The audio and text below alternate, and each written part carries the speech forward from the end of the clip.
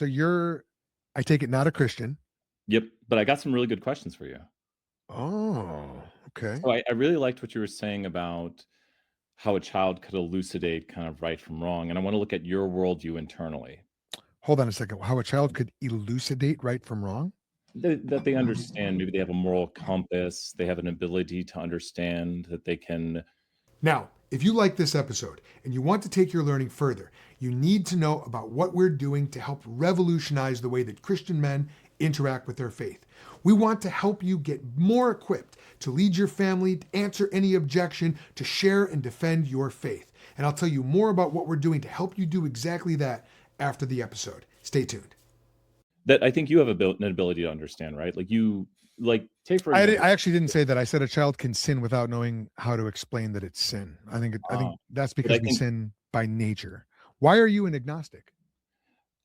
because of this, I think how this came to me and kind of when I thought through it, how you and I both would probably agree. Let's say you entice a bunch of people to steal. Does that make sense? I'm not saying you would do this. I'm not trying to slander you, but you tell 100 people to go and steal money, and they go and steal money. I think you've done a wrong, right? You've done a bad thing. We'll just see if we agree on that for the moment. Okay. Yeah. If you entice someone to sin, Jesus says that he gives an example of if someone causes a little one who believes in him to sin, it would be better for that man to have a millstone wrapped around his throat and hurled down into the sea. So yes, it is wrong to entice others to sin. Jesus says temptation must come into the world, but woe to those through whom they come. So yes, it is wrong to sin. Do you believe that it's wrong to tempt someone to sin? I agree with you 100%, and that's why Exodus 32:28 really. Why do you believe that? Because I think we both agree that enticing people to do wrong things is wrong. It's tautological. What does it mean to be wrong? Wrong by what standard? By the standard of we both agree it's wrong.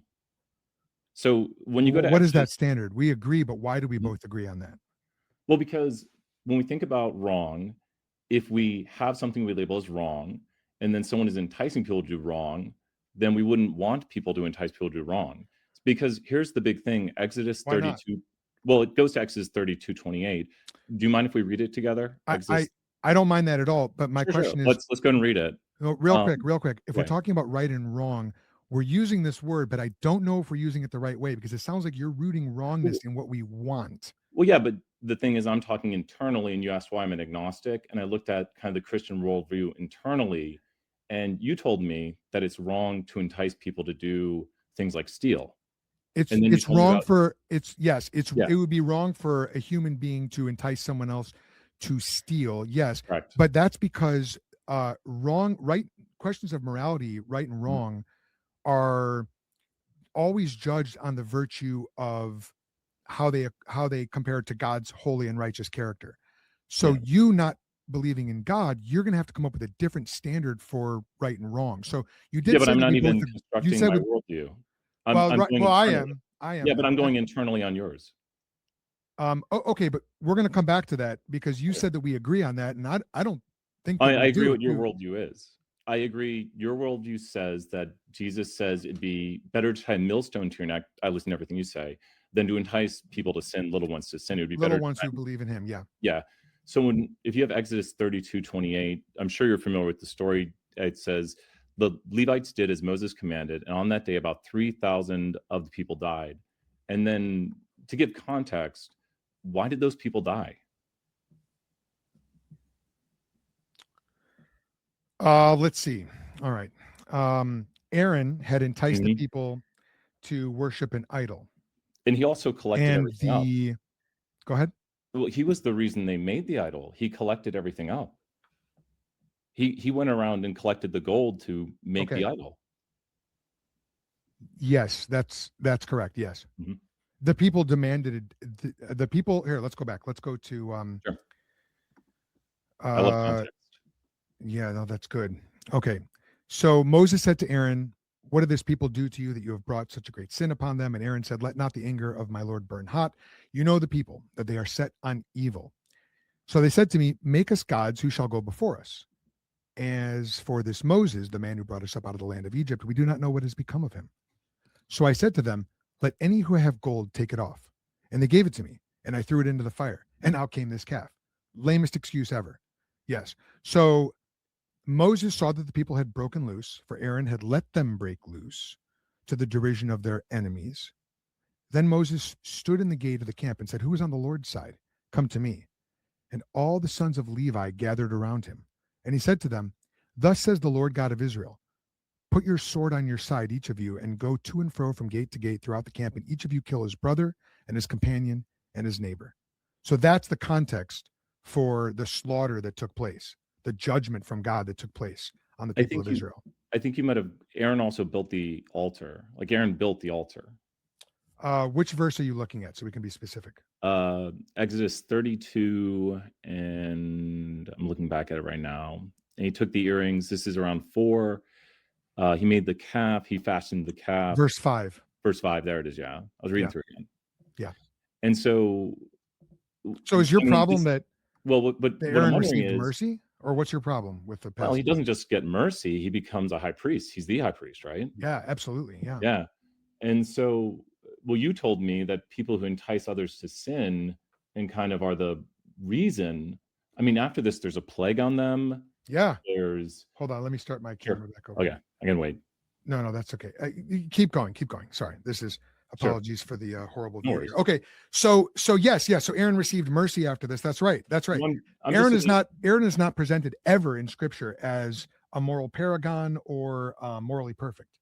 There's only one priest who's ever been morally perfect, and that's Jesus Christ.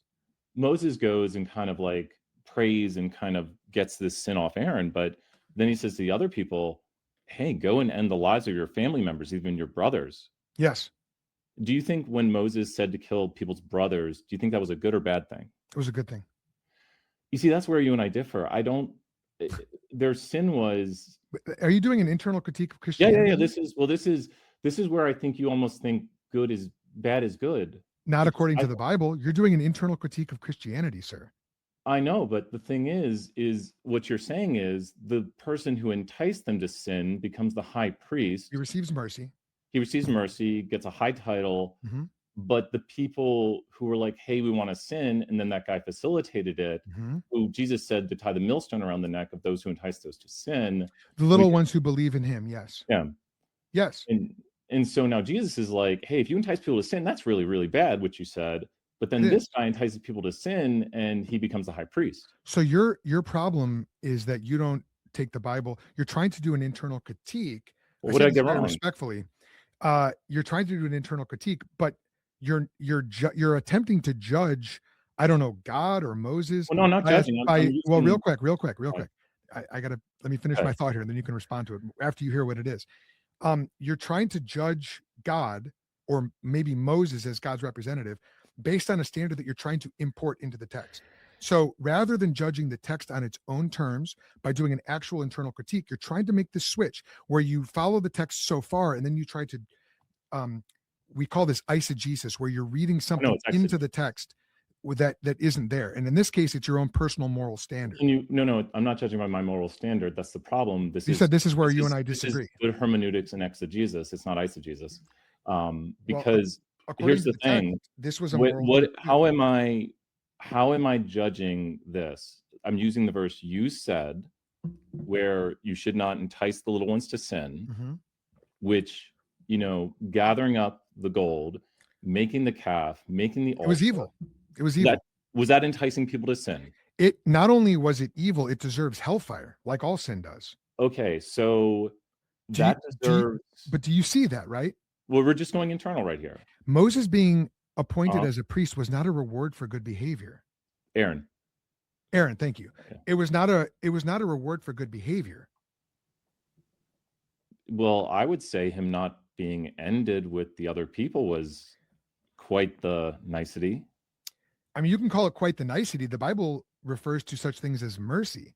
And if you go to Romans chapter 9, it explains exactly what your problem is. And respectfully, it refutes it, because it says that God declares, "I will have mercy on whom I will have mercy." So it's up to God's sovereign choice whom he will bestow mercy upon. Now, all sins are ultimately paid for. God is not arbitrary or capricious. He's not an unjust God. He is the God who is the judge of all the earth. All sins are ultimately paid for. whether by the person themselves in eternal conscious torment in hell, or by the Lord Jesus Christ atoning for their sins on the cross. So those are the only two options. So Aaron's sin was atoned for one way or the other by Jesus Christ or by himself in hell. So there is no injustice here. The temporal judgments were totally justified. The temporal mercy is justified, and the eternal mercy is justified on the basis of what Jesus Christ does on the cross 1,500 years after this story takes place. Joel, can I ask you something really? And I You- hope you. Well, you I hope you and You I can, but I do want to get back to your worldview and do an Yeah, intro. yeah, and we can go to my worldview right after this question. If your family members were to start to become pagan, and you heard from God in a way you could not deny, and you got revelation that said, Joel, you must go forth and end them with a sword, would you follow that? Am I living under old covenant Israel? Because what you're doing is you're confusing the covenants right now. You're presenting a situation in which God would actually violate the Sure, let's say you're living stipulations under of the old new covenant. Let's say you're living under old covenant. If I was living under the old covenant and I was one of the ones that was commanded to do this, yes, it would have been a moral act to do that, of course. Now you're making scary, Joel. You're making an emotional appeal. No, it's not emotional. I'm just saying. Well, you can say that it's scary, but again, we're doing an internal critique. Yeah, and so all you're saying is, Joel, if you were one of those ancient Israelites and you did that, would that be moral? And the answer, of course, is yes. Well, I'm not even saying moral or not moral. I'm just saying you would do it. So you just said, if I was told by Moses to end the lives of my family members, I would end the lives of my family members. And I think this is where, if there's a God, well, do what? Go ahead. Go ahead. If there's a God, then what? If there's a God and he instilled in me morality, let's say there is a God. This is the Bayesian analysis of it. If there's a God. Is this an internal critique of Christianity still?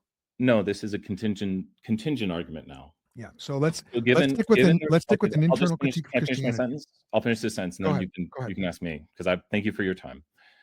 Given there's a God and the God's given me morality, it would make no sense that this would sicken me by what you say, that you would follow what the God said. That does not make sense that this God would have me sickened by, I would end the lives of my family members to follow this God. That sickens me, Joel. Thank you for sharing with me your emotional reaction. I can give you two. What you're real quick. Sure. What you're doing is exactly what I said you were going to do, and what you've been trying to do this whole time. And I say this very respectfully, but you're saying that you wanted to do an internal critique, although you just admitted that you're no longer doing that. I can give you a syllogism of it. Real quick. What you're trying to do is you're trying to import. You were trying to confuse the covenants. I didn't let you do that, and now you're trying to import your own moral sensibilities, your own moral feelings, produced over 2,000 years of Christian history, living in the new covenant era. And you're trying to read that back into the old covenant and say, we're going to judge what they did back then by my non-Christian, but still produced by the effects of Christianity and residual Christianity living in the West, living in the Anglosphere over the last 2,000 years. I'm going to take that corrupted form of Christian morality and I'm going to read back into the Old Testament moral conclusions, which I have no right to do. So this is why it's very important that we deal with Scripture on its own terms, that we judge morality according to a set standard, and that you don't try to import your own moral feelings into the text. This is not an internal critique of Christianity. You're contradicting, but you just contradicted because you said you want to know what covenant we're under. So when you want to judge by a set standard, now you're telling me that would not be a moral action today. To end the lives of your family members, what I was referring covenant is going to change. So there's not a standard that is consistent over time. There is absolutely, yes, there is. No, there is the standard. Do not murder is still the standard. Well, but the problem real quick, let me explain. There's not a problem. I sometimes lots of problems. Not according to the Christian worldview. There's not. No, the problem is, what is murder, Joel? I think Moses had those people murdered. Moses had those people murdered. No, what that was a judicious civil execution of judgment. What wrong did they do? Read the text: idolatry and fornication. So they worshipped a golden calf. That's deserving of death? Yes. You think is this? I'm sorry. Is this God? Okay, let's do an internal critique. Let's do an internal critique. I'm asking you. I'm just asking you. It's your opinion No. that worshiping the wrong gods mean people should die. Now At let's that go time, to an internal critique of your at worldview. that time, I've been worshiping.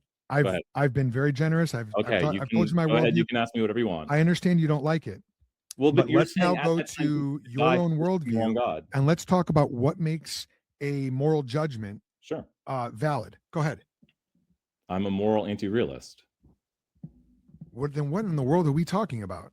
Well, I went internal in your worldview, and You didn't.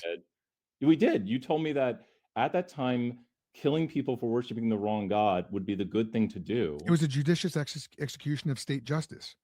That was a moral action. That And the crime internally, was there's no worshiping the wrong contradiction there. God.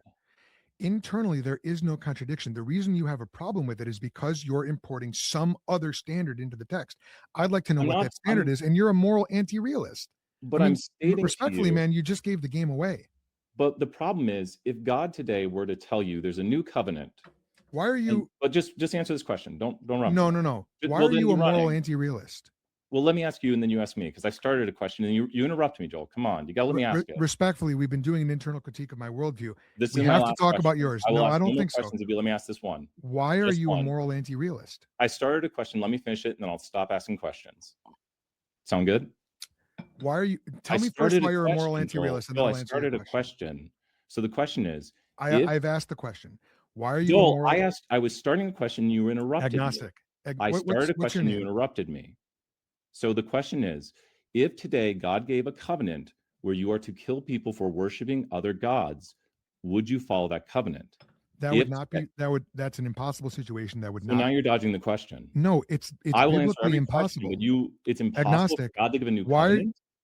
It's impossible for God to give a new covenant. That's correct, because we are in the new covenant. The new covenant has certain stipulations, and one of those stipulations is that the new covenant will last until the end of the age when Jesus returns. He doesn't give out. He doesn't. Hold on, agnostic. Respectfully, man, I want to be respectful towards you. You are acting like a troll. I'm not. And I know you're. I know that you're not trying to be, but you are acting. At least I'll give you the benefit of the doubt. I've asked you why you're a moral realist or moral anti-realist. Mm-hmm. You've got 4 minutes to defend your view. Failure to do so is going to be an admission of defeat in this debate. Well, then you have to let me speak. Why are you a moral anti-realist, and defend your agnosticism? Sure. I'm a moral anti-realist because emotivism is the best way to describe how we make moral accusations or proclamations about the world around us. Okay, define emotivism. Emotivism is kind of how when you hear murder, you think boo murder, like murder bad. Emotivism means that all these morally charged words we have are really just feelings inside of us. And what makes you think your feelings about morality are valid? They're chemical reactions inside of me. What makes chemical reactions valid as moral conclusions? It's not a moral conclusion because morality doesn't exist. Okay, so morality doesn't exist. Correct. You've given up anti-realism. You've given up the entire game. Okay, explain why. Because morality doesn't exist, so you have no standard by which to judge anything, let alone the God. You were doing an internal critique on your worldview. Well, you stopped doing an internal critique of my worldview. What we did was we showed that the Bible is internally consistent, and you don't like it, but you're the moral anti-realist. So everyone, respectfully agnostic, everyone can see this. What you did was you tried to push the Bible into absurdity, saw that you couldn't do it, that it was internally consistent, then tried to come up with a biblically impossible situation where there's a second new covenant, which the Bible specifically mitigates against. And now you tried to import Bayesian probability theory, all to avoid the question of how you personally judge moral claims. And then you've revealed that you are a moral anti-realist, which means we have moral feelings that ultimately signify nothing true. So you have given up the game. Your worldview destroys the concept of morality. Joel, I hate it when you got that MAGA world that everyone knows it. That idea when you say everyone knows it, everyone knows that you said you Who cares what you hate? No, wait, listen. Why is that relevant? You can't interrupt every second. When you say everyone knows it, Joel, I want you to hear what you said. You said you would end the lives of your family members if told to by God. Everyone knows that that's wrong. Everyone knows. Oh, listen. Now that is not how you phrased the question. Hold on. You're under the covenant. Agnostic. You're not going to slander me on my own stream. What you're saying. If you were under the covenant, you were under the covenant, that was a moral action. We're not living under the old We all covenant. heard you say, if you were under the We covenant. all heard that. Yeah, we all heard you say, if you were under the covenant and you were commanded to do We it, you would all do heard it. that. Okay, if you were under the covenant and you were commanded to do it, would you do it? Agnostic. Wait, just Explain why you're. answer. If you were under the Explain. covenant, I'm and not going to rehash old questions. Time is running out. you I won't know just what say you're yes or trying to no. do. Attempt to defend moral anti-realism and how you can possibly know it. In fact, defend how you can know anything at all, whether a moral claim or anything else. Go ahead. Anyone can rewind this video, and you said if you were under the old covenant, you would end the lives of your own family. Unbelievable. No, you said Agnostic. that. You said that. Attempt to defend any ability that you think that you may have to know anything at all. Your I name don't is take agnostic. The presupposition. name that you chose was agnostic, which is another way of True. saying ignorant. It's not How ignorance. you are claiming ignorance. You know for the yourself. Gnostics. You know the Gnostics. You know the agnostics. It's not. You are ignorance. agnostic. Agnostic means agnosis, no knowledge. That's the same as ignorant. Well, Joel, it's been fun. I hope you've had a good time. You know what? I'm going to say let's take 5 more minutes because I want to give you a chance. Joel, I wanted to give you a chance to try to defend your worldview. Try to defend it. Go ahead. Go ahead. You have defend your epistemology. Go ahead. Sure. I believe in fallibilism. If you know Popper. Why? Do you know Popper and fallibilism? Why don't you explain why you believe in fallibilism? Because I believe we can only approach knowledge. We never actually reach actual certainty of something. Why? Because that is what best explains the world around us and is contingent in what we have. Why do you think that? You're in the chemicals in my mind. So you are an infallibilist or a fallibilist? I believe in fallibilism. Okay, you believe in fallibilism, right? Okay. Mm-hmm. So in fallibilism, given fallibilism, you have no certainty, correct? You can only approach absolute certainty. Do you believe that? It's a limit. Is it true? Is what you just said true? I approach certainty on that. Is that true? Is that statement that you just said true, that you approach certainty? So a belief can never reach 100%. It can only approach 100%. How do you know that? That's a universal claim about all reality. You as an agnostic, as a fallibilist, how do you know that? I don't. You've read Popper, right? Why do you make that claim? When you really have to read Popper if you haven't. Please read Popper. I don't have Popper here with me. I have you. Right. Can you try to explain why you think that you can know the statement that you just made? You're making you're making a statement about all of reality and all of epistemology. Yeah. Why? On what basis? Well, because all of our beliefs are contingent on the information we have. How do you know that? Let me explain. You got to give me at least 30 seconds to go into detail here. Okay, try to ground your claims. Okay. All our beliefs are contingent on information we have. Take, for example, someone lost at sea. Now they look at their compass, and their compass is pointing north, and they know the shore is to the north, as in they have justified true belief that the north is to the shore, and they look the shore is to the north, and they start traveling the way the compass points. But when they land at the dock, turns out the compass was broken. Now, did they know they were traveling north? Well, that's a Gettier case, because they were traveling north, and some people say they had a justified and yet true belief that they were traveling north. But the way they had it, their methodology, their epistemology, using the compass was broken. So the way we know, and this gets to your answer of how do I know what I know? The way we know is the reliability of our knowledge. When we check things multiple times and we look at the frequency of how often it occurs and correctly occurs, we can gauge that to see, are we accurately having a view of reality? So if that person keeps using their compass, they will eventually learn that that compass is not in tune with reality.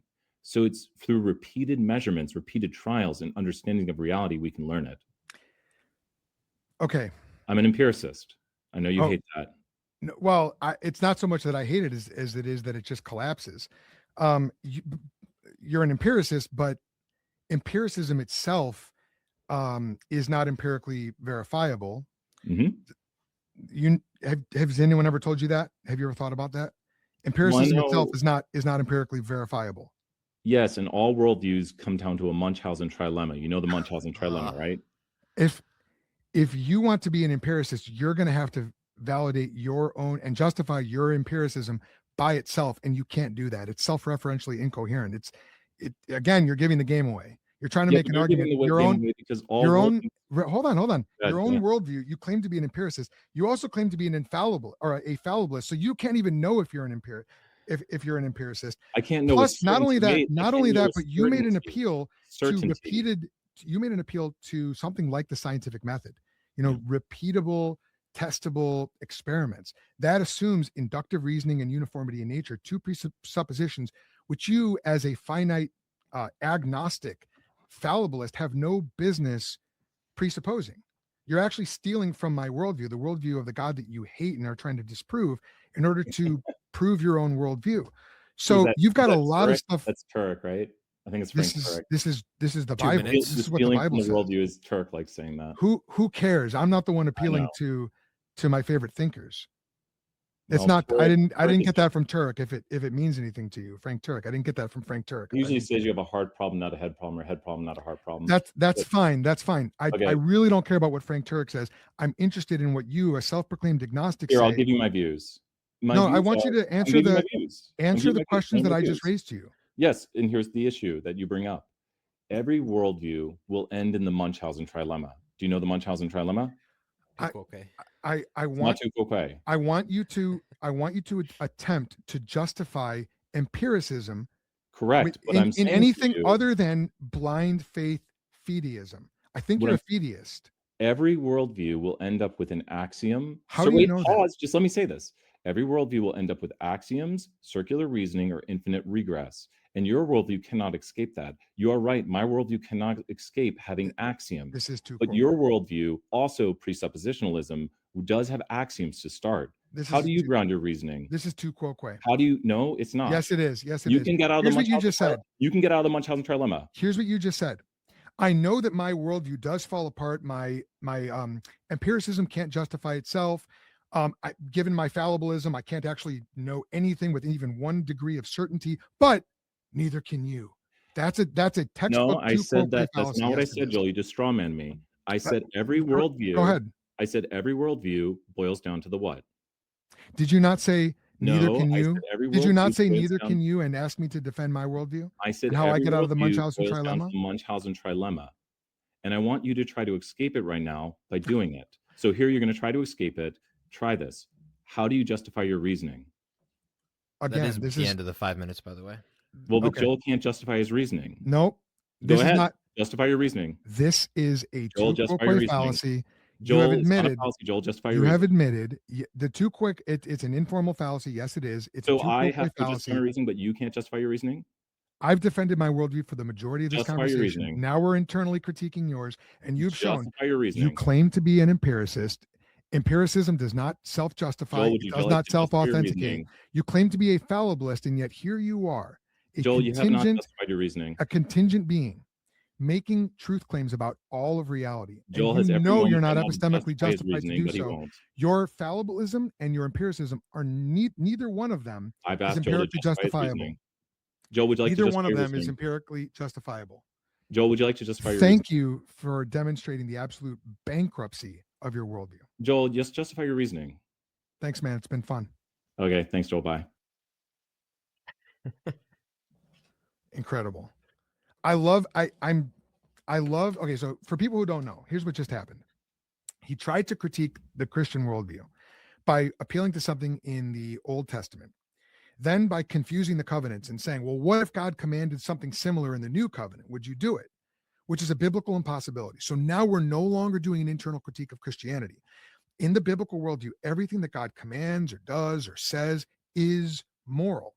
But what he said was, this is where you and I disagree. I find that repulsive, which has no part of the biblical worldview. He's importing a private judgment. So then we turned the tables and we said, tell me about your own private moral judgment. What standard do you use to make those moral judgments? And he said, well, I don't believe in morality. I'm a moral anti-realist. Okay, so what he's doing, he's trying to give the game away. He's trying to smuggle in his moral judgments into my worldview to judge it, but then he won't defend any of them in his actual worldview. Then once we dug down, I asked him to defend even his ability to know anything at all, let alone moral truth claims. He revealed that he's a fallibilist. A fallibilist means you can count something as knowledge, even if you don't know it with any degree of certainty. And I should have asked him for what degree of certainty counts as knowledge. I should have done that. Wasn't thinking of that. But then he claims to be an empiricist. And it's like, wait a minute. You can't even claim that you're an empiricist. You don't know that you're an empiricist with even one degree of certainty. He made appeals to uniformity in nature. Even by using an analogy, he made an appeal to inductive reasoning. He used an analogy, the man in the boat with the broken compass. And whenever you use an analogy like that, you're appealing to inductive reasoning.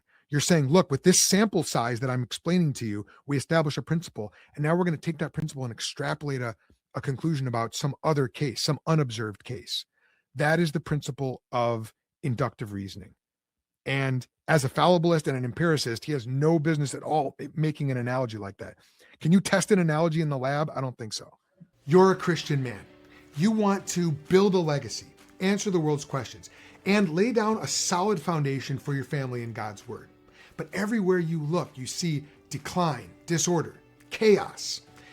Your neighbors don't know the Lord, and too many churches are filled with apathy. In today's world, we need men who understand theology, know scripture, and who are committed to leading their families in the biblical worldview. That is why we're building the Hammer and Anvil Society, the ultimate discipleship community for Christian men. With weekly cohort calls, a full library of resources and courses, weekly challenges, and live teaching, you're going to sharpen your mind and your character. Our full library of courses is going to help you deepen your knowledge in the Christian worldview, family discipleship, and apologetics, the defense of your faith.